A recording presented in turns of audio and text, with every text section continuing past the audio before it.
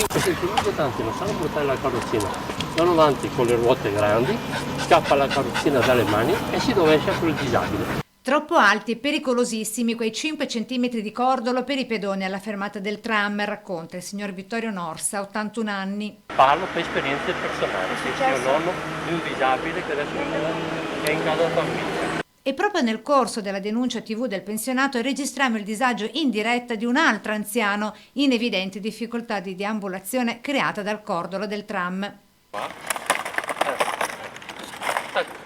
Hai visto?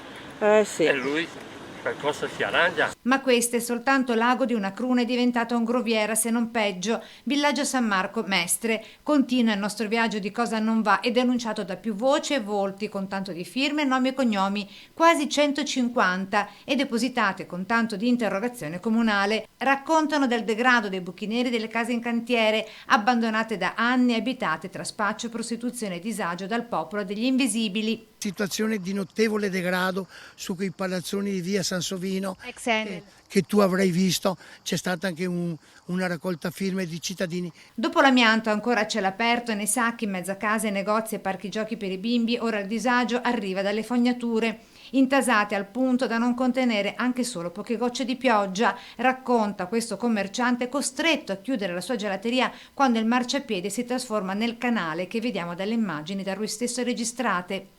Questo purtroppo crea problemi ai clienti che dovrebbero entrare ma non ci riescono assolutamente, a meno che non abbiano a portata di mano un paio di stivali che si usano di solito a Venezia quando c'è l'acqua alta.